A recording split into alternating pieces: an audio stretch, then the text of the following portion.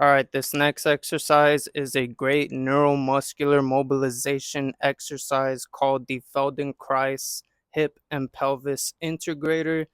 This is a great exercise for relieving, preventing, and or completely getting rid of SI joint pain. SI joint, the one that meets in our lower back and right in between our butt cheeks. Some of us might wake up or have our whole day go by with some pain back there. So this is a great exercise to do straight away in the morning or throughout the day whenever you could lay on the mat like I'm going to show you guys right now and do these gentle rocking movements. The repeated rotational movements that I'm about to show you guys pump fresh fluids into the discs, the surrounding tissues, and the facet joints of the entire spinal column. And it gets waste material out that may be irritating to nerve endings. And these small rocking movements that I'm going to show you guys, you don't want to put too much force or effort into these movements because it's not necessarily a strong workout type of exercise. It's an exercise that mobilizes the joints in your spine to alleviate pain and get you to be properly structurally aligned and have other muscles balanced and working together the way they should, not causing pain. You feel me? So these small rocking movements that we're going to do loosen the joints, activating mechanoreceptors all along the spine.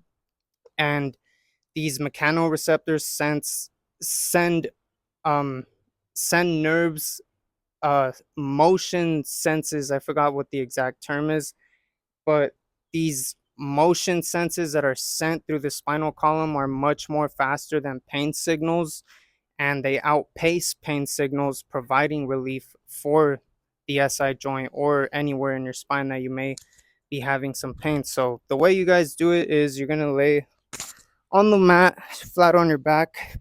You're going to pick one knee up off the ground. You're going to do this exercise to both sides, but I'm only going to show you guys on one side. So you pick one knee up off the mat, and your vertebrae on your spine are all the height of about 2 fingers, and your L3 vertebrae sits right above your belly button. So if you put your 2 fingers right above your belly button, that's your L3 vertebrae. And if you go down from your belly button two, that's L4, and go down two more, that's L5. And what you're going to want to do is we're going to be lifting our spine off the mat by pushing our foot on the floor, and it's going to have the effect of rolling our pelvis to our side. So it's like we're rolling ourselves to our side. But what we're going to do is be very gentle and lift one vertebrae at a time and then set it back down. So I have my 2 fingers on my L5 vertebrae, well above it. And what I'm going to do is gently push off the mat, lifting until I feel my fingers lift and this part of my pelvis roll, and then I set it back down gently. You can't really see the movements or tell that I'm moving, but I am. And so after I set it back down, I'm gonna go put my fingers up to L4 vertebrae, and then I'm gonna roll until I feel my L4 vertebrae come off the mat, and then set them back down one vertebrae at a time. So L4, then L5, and then put your fingers on your belly button. That's L3 vertebrae, and you're gonna be rolling to your side until you feel L3 come up, and then set L3 down, L4, then L5.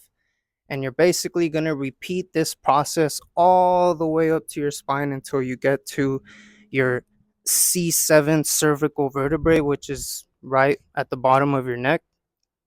And you're just gonna gently be rocking and rolling and loosening the joints along your spine. And when you do this whole side on your right, you put your left leg up now and your right leg down, and you do the same thing to the other side of your spine. And this really nourishes and pumps fluids into the spine, keeping you healthy, stable, and strong. So yeah, this is a long one, but I know it'll help you guys out, and try to